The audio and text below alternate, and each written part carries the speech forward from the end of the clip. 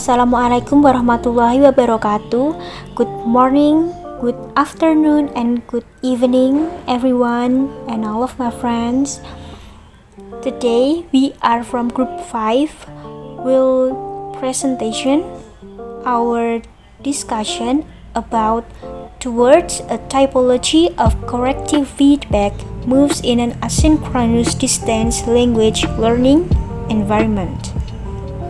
For the introduction, this chapter builds on findings from F2F settings and opens up the discussion of corrective feedback in technology-enhanced learning environments.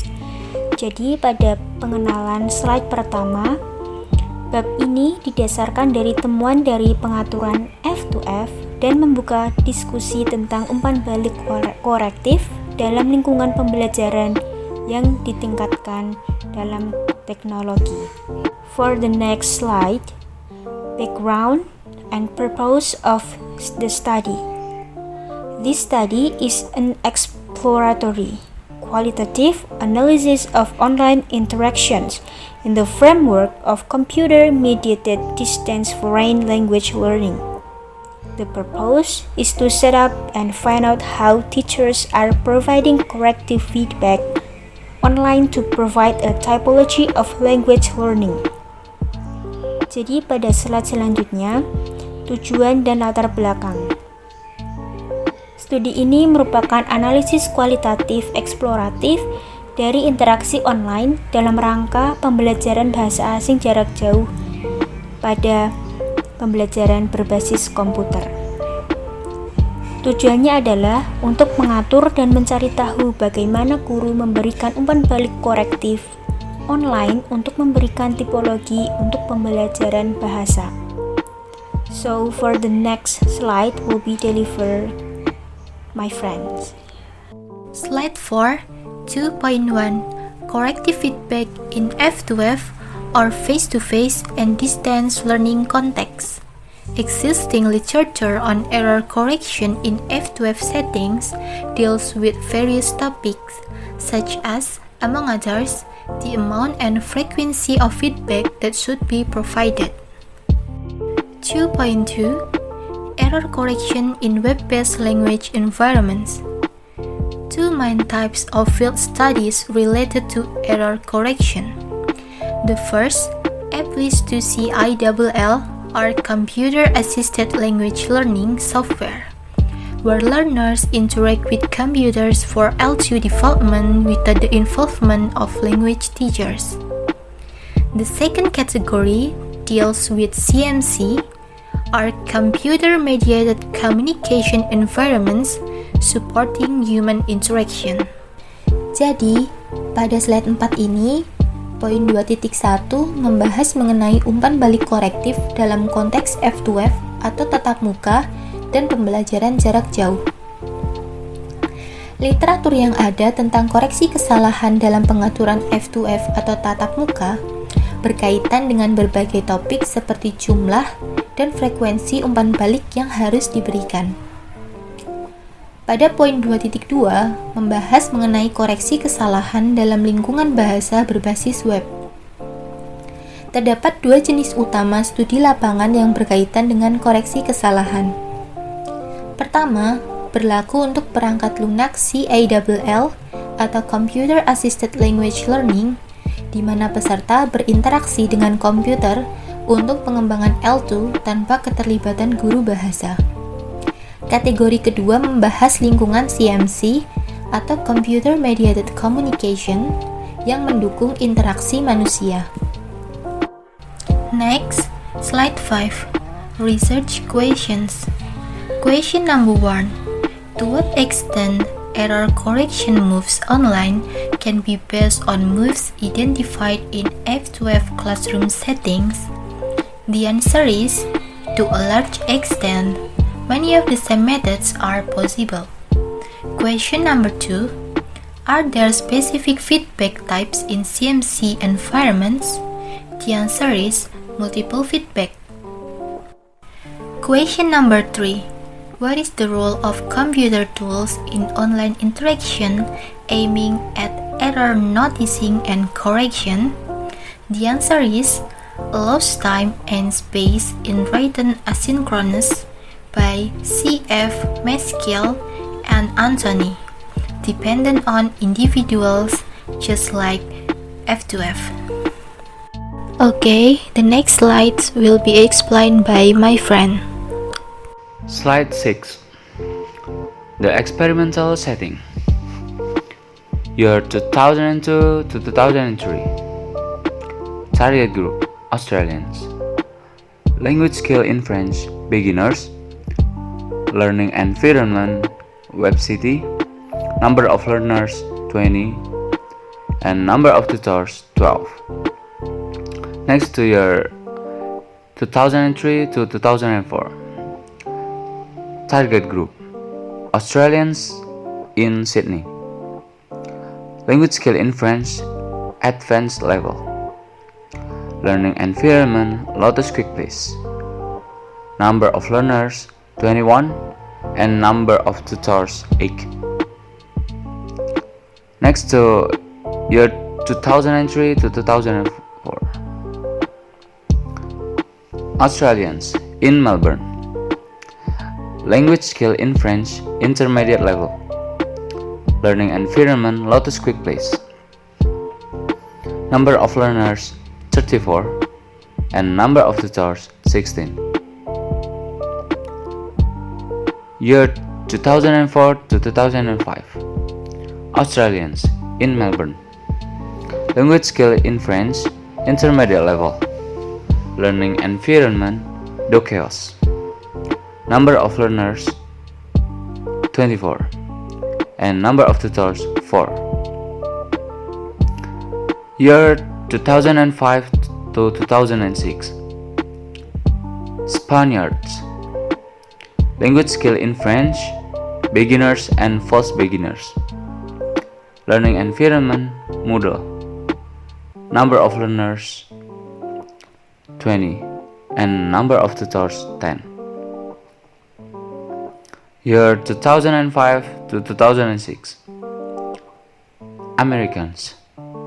Language skill in French, intermediate and advanced level. Learning environment, Webboard. Number of learner, 20. And number of tutor, 8.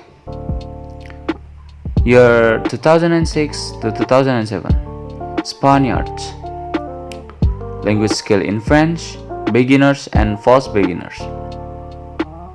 Learning environment, Moodle. Number of learners, 20. Number of tutors, 18. Year 2006 to 2007. Japanese. Language skill in French, intermediate. Learning environment, Moodle. Number of learners, 60. And number of tutors, 9. Next to the last year, 2007 to 2008. Japanese. Language skill in French, intermediate. Learning environment, Moodle. Number of learner, 68. And number of tutors, 9. Next. Now in the 7th slide, I will explain the types of feedback. There is 6 types of feedback. Number 1, recast. According to Lister and Renta, 1997, recast involved the teacher's reformulation of all or part of a student's utterance, minus the error. Number 2, explicit correction. Explicit correction clearly indicating that the student's utterance was incorrect. The teacher provides the correct form. And then number 3, elicitation. Elicitation aiming to encourage learners either to elicit their own utterance or to facilitate self-repair using question yes or no. Next, clarification request. Clarification requests, which are used to indicate to learners that either the utterance has been misunderstood or that it is ill-informed. Number 5. Metalinguistic feedback. It falls to forms of explicit comments such as grammatical description and error code. And the last is multiple feedback. Multiple feedback is representative of dynamics that characterize online feedback provision and of the lack of boundaries between communication, error noticing, and correction. Jadi pada slide 7 ini menjelaskan bahwa ada 6 macam feedback. Yang pertama, recast atau menyusun kembali. Yang menurut Lister dan Renta pada tahun 1997, recast melibatkan guru pada perumusan ulang atas semua atau sebagian ucapan siswa. Yang kedua, explicit correction atau koreksi dengan jelas, yaitu guru mengkoreksi ucapan siswa yang salah dengan memberikan bentuk yang benar secara jelas. Selanjutnya yang ketiga, elicitation. Elicitation bertujuan untuk mendorong peserta didik agar mengatakan ucapannya sendiri atau sebagai fasilitas untuk perbaikan diri dengan menggunakan pertanyaan iya atau tidak.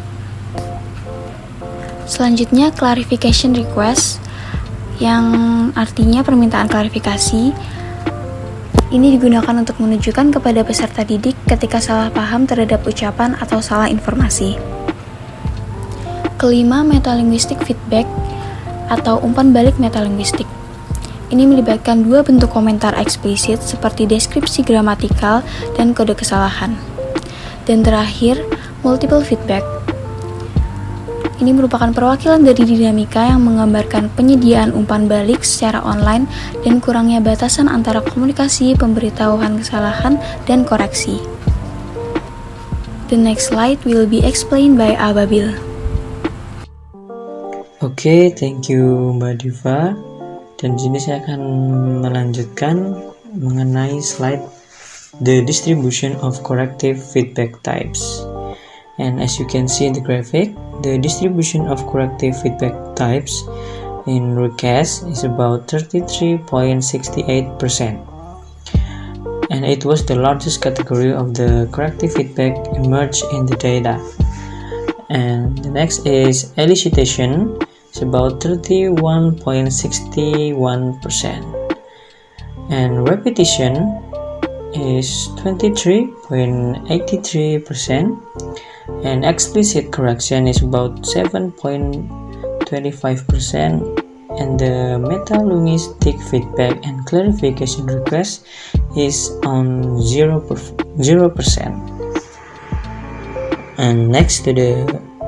And we continue to the next slide is conclusion.